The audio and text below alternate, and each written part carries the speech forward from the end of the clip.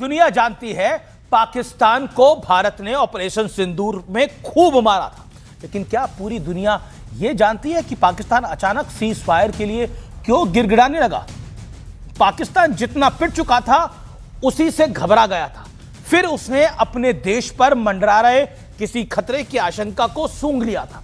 भारत के army chief ने मंगलवार को कई बातें कही, लेकिन उनमें से एक बात ने मेरा ध्यान अपनी तरफ जरूर खींचा। मेरे मन में विचार आया कि अगर पाकिस्तान उस दिन गिड़गिड़ाने में थोड़ा विलंब कर देता तो क्या नक्शा एक बार फिर बदलने वाला था? इस हमले की साजिश रचने वालों को उनकी कल्पना से भी बड़ी सजा मिलेगी। सजा मिलकर के रहेगी।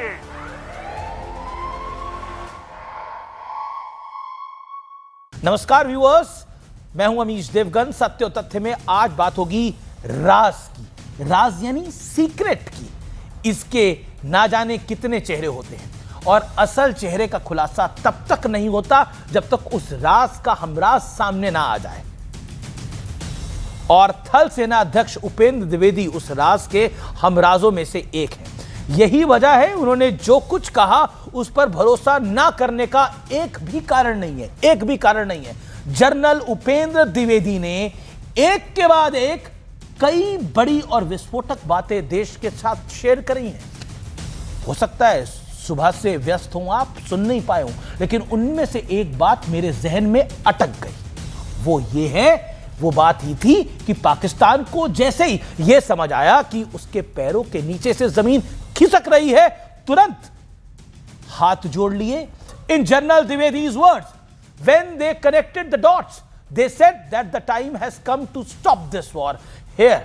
चलिए पूरी बात समझाता हूं आपको। थल सेना अध्यक्ष जनरल उपेंद्र द्विवेदी आर्मी की ईयरली प्रेस कॉन्फ्रेंस को एड्रेस कर रहे थे। उसी प्रेस कॉन्फ्रेंस में उन्होंने बताया, सुनिए क्या बताया। पाकिस्तान में अभी भी 8 टेरर कैंप्स एक्टिव हैं, 6 एलओसी पर है और 2 इंटरनेशनल बॉर्डर पर, लेकिन ऑपरेशन सिंदूर अभी भी जारी है। यह बड़ी बात है और इसलिए अगर कोई मिस एडवेंचर हुआ तो उसका करारा जवाब मिलेगा। यह हिंदुस्तान की ललकार है। और इसी प्रेस कॉन्फ्रेंस के दौरान जनरल द्विवेदी ने बड़ी इंटरेस्टिंग कहानी सुनाई। उन्होंने कहा 10 मई की सुबह टर्निंग पॉइंट आया। हमारी तीनों सेनाओं को कुछ खास निर्देश दिए गए थे और अगर यह युद्ध और बढ़ता तो क्या करना है। बड़ी बात यह है, जिन्हें उस मैसेज को समझना था वो उसे समझ चुका था, क्योंकि पाकिस्तान सैटेलाइट से हमारे जहाजों और यूनिट्स और विमानों की जानकारी रख रहा था। जनरल द्विवेदी ने कहा जब पाकिस्तान ने सारे डॉट्स को जोड़ा तब उसे समझ आया कि युद्ध को रोकना ही इस समय सबसे सही है, यानी सही समय आ चुका है। उनके पास सैटेलाइट से एक पूरी खबर थी कि कौन सा शिप, कौन सा स्ट्राइक कोर या पिवट कोर या कौन सा एयरक्राफ्ट कहां मूव कर रहा है। इस सारी खबर को जब उन्होंने, जिसको हम बोलते हैं कनेक्टिंग द डॉट्स, जब उन्होंने डॉट्स कनेक्ट किए तो उन्होंने बोला अभी समय आ गया है इस लड़ाई को यहां पे रोकना।